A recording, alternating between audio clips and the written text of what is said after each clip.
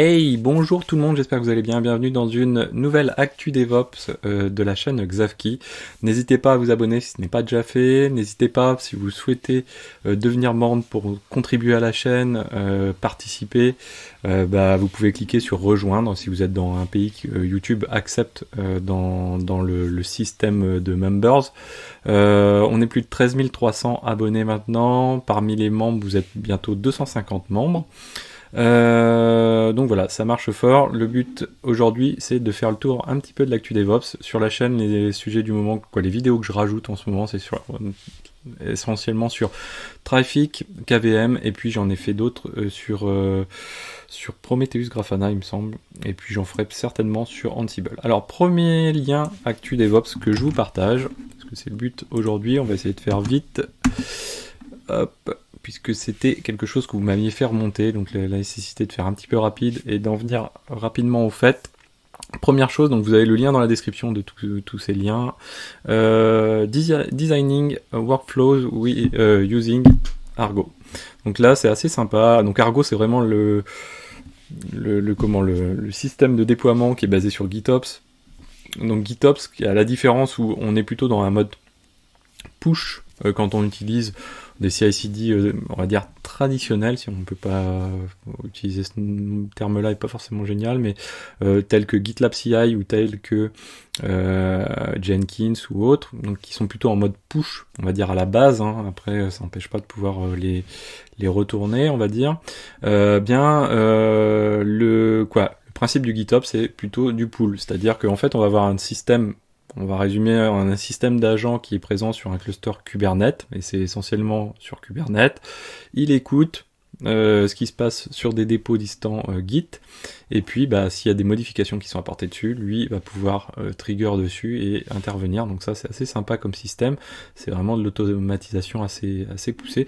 D'ailleurs, ça existe sur Kube. J'imagine que ça doit exister ailleurs, parce qu'il y aurait même des facilités pour le déployer par ailleurs. Donc je pense que ça serait intéressant de voir si ça existe par ailleurs. Si vous en avez connaissance, n'hésitez pas à le dire en commentaire. Donc là, Argo CD, donc j'ai deux liens. Premier, c'est celui-ci, qui est assez sympa, qui permet de reprendre le principe des workflows avec Argo CD. Donc je ferai une playlist Argo CD quand j'aurai le temps, quand je me pencherai un peu sur la techno. Là pour l'instant, j'ai pas eu trop le temps, je l'ai installé une fois comme ça, mais c'est tout.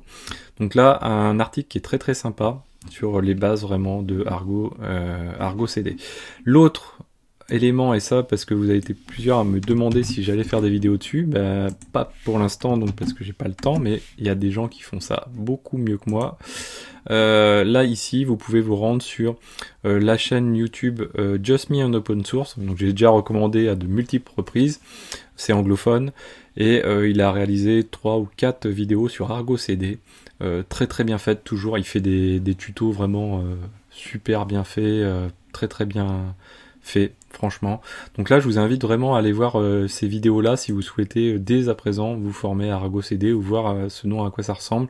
Il y a plusieurs vidéos, alors je sais pas, celle-ci elle dure 7 minutes, c'est plusieurs petites vidéos en plus, donc c'est assez court, ça reprend, ça fait un petit peu les formats que vous connaissez sur la chaîne ici. Une première vidéo d'introduction avec d'autres vidéos rentrées dans le détail. Franchement, je trouve ça vraiment tip top ce qu'il fait. Voilà, si j'avais un modèle de chaîne on va dire à ressembler, ça serait celle-ci. Ma difficulté après, ça va être de pas faire la même chose que ce que lui a fait, parce que j'ai pas envie de, je ne veux pas plagier les gens, ni même en vidéo. Voilà, donc c'est un petit peu l'idée. Alors, deuxième chose, toujours en lien avec Kubernetes, XLS kubectl. Alors là, c'est fun. En gros, c'est quoi? C'est pour manager votre cluster. Alors, manager, c'est un bien grand mot. À partir d'une Google Sheet dans les deux sens. C'est-à-dire qu'en fait, vous allez pouvoir avoir donc une feuille qui va permettre de refléter ce que vous avez directement dans dans votre cluster, et puis inversement, vous allez pouvoir interagir avec la sheet directement. Donc c'est assez rigolo. Ça me donnerait presque envie de me dire, ah, tiens, on va mettre une secrétaire, hein, pas dans le sens péjoratif du terme, mais entre les mains de notre secrétaire une Google Sheet, et elle va manœuvrer le cluster cube. pour soi. Bon, en dehors de la blague là, ça permet tout simplement de récupérer les informations. Beaucoup de gens maintiennent des tableaux à côté de leur infra, etc. Ça peut permettre des idées, en tout cas de fournir des idées par rapport à tout ça. À l'heure actuelle, moi je travaille un peu sur Python, AWS et Spreadsheet également. Donc voilà, peut-être qu'à un moment je vous ferai pas forcément un tuto parce que je suis mal placé toujours pour faire des tutos en matière de Python, mais vous expliquer ce que j'ai fait. Après, c'est plus ou moins bien fait, c'est très discutable, voilà, parce que je suis pas développeur Python non plus. Voilà. Donc autre chose d'intéressant, alors c'est du AWS, mais pas forcément le côté l'angle AWS qui m'intéresse sur cet article-là. Ce qui est intéressant, c'est ce qui est expliqué dedans, notamment ce schéma, bien comprendre les différents types de monitoring, les différents types de dashboards qui peuvent être amenés à être réalisés dans le terme de monitoring, donc les dashboards d'infrastructure, les dashboards de microservices, donc plutôt applicatifs, puis les dashboards métiers, les customer dashboards également, etc.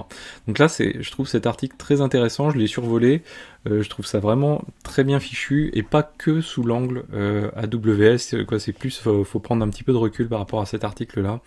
Et ça reflète bien le monitoring, l'intérêt du monitoring.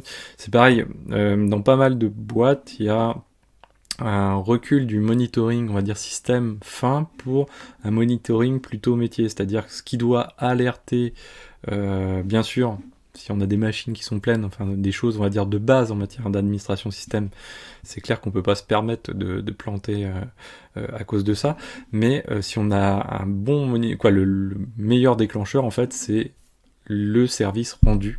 Et donc ça, c'est quelque chose d'assez important. Autre chose, donc que je perde pas trop de temps à divaguer. Hop. Donc le serverless. Donc là, c'est un petit article très sympa pour les gens qui connaissent pas le principe de serverless, parce que ça peut apporter. Alors attention, il est très positif par rapport au serverless. Il n'y a pas beaucoup d'arguments négatifs. Je pense qu'on pourrait contrebalancer avec d'autres arguments à côté. Il y a toujours du pour, du contre, des cas de figure à utiliser, des cas de figure à ne pas utiliser, etc.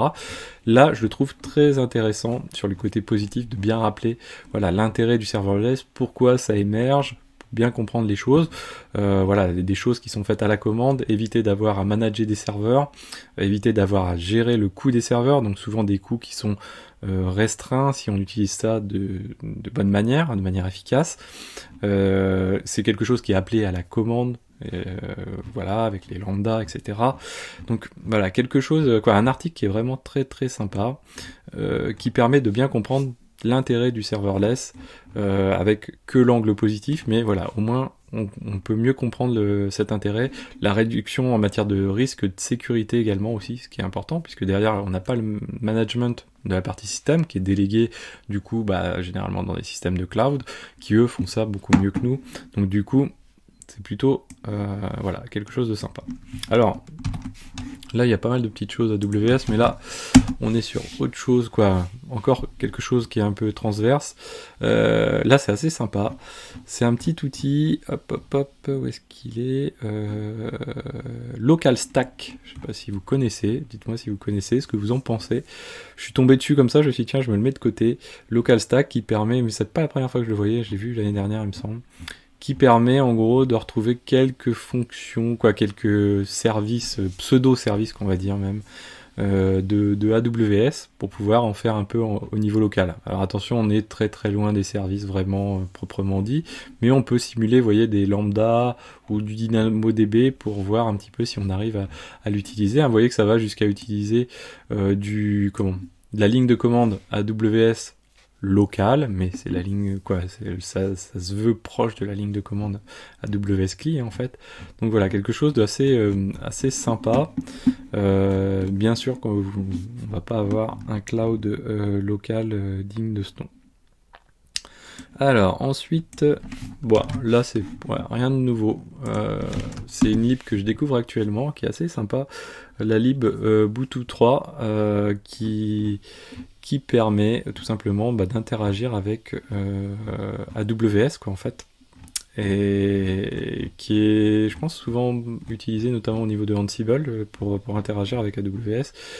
Et du coup, ça permet de faire pas mal de choses. Alors là, il y a l'accès aux services classiques, et puis il y a le ESSM, pardon, le Service Management, qui permet carrément de créer des choses où, par exemple, moi c'est ce qui m'intéresse à l'heure actuelle, c'est voilà, j'ai réussi grâce à Ubuntu 3 à lister mes instances dans AWS, et bien je vais pouvoir faire un Docker PS sur toutes mes instances pour récupérer la liste des conteneurs. Bon, ça c'est un exemple, mais voilà, si je veux récupérer des choses à la volée, je peux le faire comme ceci, parce que par exemple si je veux le faire avec Ansible, il faut que j'ai vraiment mes accès SSH, etc. Là, Ubuntu 3 va passer par votre compte AWS pour récupérer les informations. Donc c'est un petit peu différent, et du coup, vous n'avez pas forcément besoin des clés SSH, suivant ce que vous faites, pour pouvoir aller sur les serveurs récupérer des éléments. Après, il ne faut pas en abuser, je pense, et il y a déjà plein de choses qui existent dans ce domaine-là, donc pas la peine non plus de réinventer les choses. Alors, on va passer à AWS, on a déjà beaucoup parlé. Hop. Donc là, ensuite... Très intéressant, donc là il y a une vidéo dans la playlist Prometheus, Grafana, Victoria Metrics, donc ça vous la retrouvez, alors je crois que pour l'instant elle est juste accessible aux membres, et donc là cette vidéo là vous explique comment migrer des datas de Prometheus dans Victoria Metrics, parce qu'on peut imaginer, voilà, au début on se met en place un petit Prometheus, et puis au fur et à mesure il grossit, et puis Prometheus finalement il a besoin de son back-end, parce que voilà, on perd en performance, on veut cleaner au passage un peu de la data, etc. Et donc du coup on se dit, tiens, oui, il faut que je bascule, il faut que j'installe Victoria Metrics, sauf que j'ai tout l'historique à propager, on va dire, dans Victoria Metrics, avant de pouvoir cleaner mon Prometheus. Et bien là, alors c'est pas tout à fait ce cas de figure là, mais ça en est très très proche, et ça permet de vous expliquer, voilà, comment à partir du snapshot Prometheus, on peut le réinjecter avec VMCTL, donc Victoria Metrics CTL, on peut réinjecter les éléments dans Victoria Metrics. Donc là c'est cool, c'est simple, quoi, ça paraît simple, hein. Après je sais pas, je l'ai pas pratiqué, hein. Donc comme toutes les actus DevOps, généralement je les ai pas pratiquées. Donc voilà, quelque chose d'assez sympathique. Allez, encore 2 liens, hop, dont un dernier francophone après. Donc là, celui-ci, c'est HAProxy Kubernetes Ingress Controller using Helm. Donc là, c'est en lien aussi avec l'article... Ah tiens, il y a un e-book, mais je l'avais pas vu celui-là. Il y a même un e-book. Tiens, ça c'est la bonne actu DevOps. Il y a un e-book HAProxy sur l'installation de l'Ingress Controller HAProxy. C'est vrai que jusque-là, je l'avais regardé plusieurs fois, cet Ingress Controller HAProxy, parce que HAProxy j'aime beaucoup. Et à chaque fois, je sais pas pourquoi, ça m'a paru, mais je dis bien paru, un petit peu compliqué par rapport à d'autres peut-être, mais pas forcément en fait. C'est marrant, quoi. Il y a des choses des fois où on se met des freins dans la tête, hein. Je pense que ça en fait partie pour moi. Et là finalement, ce qui m'a déclenché l'envie d'y aller, c'est vraiment cette vidéo. Et puis derrière, il y a un article de blog qui doit être ici. Non, il n'y est pas. Bon, il y a un très bon article de blog sur le blog HAProxy qui explique comment l'installer. Et puis là, au passage, voilà, vous avez dans la description de la vidéo ici, vous pouvez télécharger l'e-book HAProxy. Donc ça, c'est cool. Je savais pas qu'il y en avait, encore mieux.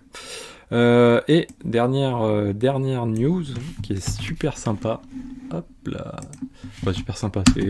Moi j'avais fait dans une des vidéos KVM, j'ai fait du KVM dans du KVM. Bon, rien de très compliqué. Là, ce qui est sympa, c'est la Nested Virtualization qui est proposée par la Grotte du Barbu. Donc je vous ai déjà présenté le blog La Grotte du Barbu. J'adore, franchement, je le trouve vraiment super cool. Plein d'articles qui matchent avec ce que j'aime, en fait. D'ailleurs, il y a une fois, je crois que j'ai échangé justement avec Loïc. Donc coucou Loïc, je sais pas si tu verras cette vidéo. Et en fait, je réfléchissais, je me disais tiens, je vais peut-être faire du KVM sur du Raspberry. Puis aussitôt, en fait, il a fait l'article sur du Raspberry 8 Go, en fait. Donc je trouvais ça vraiment sympa. Du coup, on a échangé brièvement sur Twitter, mais vraiment des super articles. La personne a l'air aussi très très sympa très orienté open source sur le mindset également, donc voilà, quelque chose de très bien. Et là, donc, le Nested Virtualization, donc là, son objectif, c'est quoi ? En gros, on installe un KVM, et sur ce KVM, Donc on va se dire, voilà, on a notre outil de virtualisation sur lequel on fait nos tests habituellement, etc. Bah là, il installe, il explique comment installer tout simplement un ESXi. Donc ça c'est assez cool. Et vous voyez, donc il déroule toute la procédure avec toutes les petites options en plus. Donc souvent dans la grotte du barbu, il y a les petites options, le petit plus quoi, on va dire. Et ça je trouve ça vraiment sympa parce que on voit qu'il y a une connaissance au niveau système qui est bien sympathique. Et donc derrière, hop, une VM dans laquelle il a installé, hop, voilà, le SXI. Donc ça c'est cool, c'est assez sympa. D'ailleurs c'est quelque chose qui peut être peut-être envisagé pour faire du Terraform, à voir. Bref, voilà, donc on a fait le tour de l'actu DevOps de ce vendredi. Donc vous voyez, j'en fais toutes les 2 semaines, 2 à 3 semaines.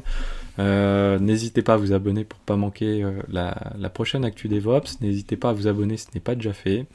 Voilà, donc découvrez la chaîne, faites-vous plaisir. Il y a 750 vidéos, quelque chose comme ça. Moi je vous dis à très bientôt, passez à tous un bon week-end, passez à tous de bonnes prochaines semaines si je ne change pas avec vous directement. Grosse info importante, c'est le prochain live key est le 4, donc la semaine prochaine, avec la société Contenus qui notamment dispose de Traefik, qui va nous faire une démo de Traefik, avec un ingénieur de chez eux qui sera présent pour présenter, qui sera entre guillemets à notre disposition, puisqu'ils sont super sympas, pour répondre à toutes vos questions. Donc surtout n'hésitez pas à participer à ce live, n'hésitez pas à poser vos questions au fur et à mesure aussi de la présentation, ce sera je pense la meilleure manière de faire. Je sais que Traefik, voilà, c'est quelque chose qui est très très utilisé, notamment allez voir si vous êtes passionné par Traefik aussi, donc la grotte du barbu, T Ferdinand, donc Teddy Ferdinand, qui fait un petit coucou au passage, parce que voilà, lui il a aussi un très très bon blog. Je vais pas vous le remettre, je l'ai déjà mis dans plusieurs actus DevOps. Après on va dire que j'ai des gens que je sponsorise ou je sais pas quoi. Non, c'est pas le cas, mais c'est vraiment du très très bon boulot avec notamment des explications sur le TLS et ces choses-là avec en plus, donc vraiment super bien. Voilà, donc j'espère que cette vidéo vous a plu, n'hésitez pas à la partager, dites-moi ce que vous en pensez. Moi je vous dis à très bientôt sur Xavki.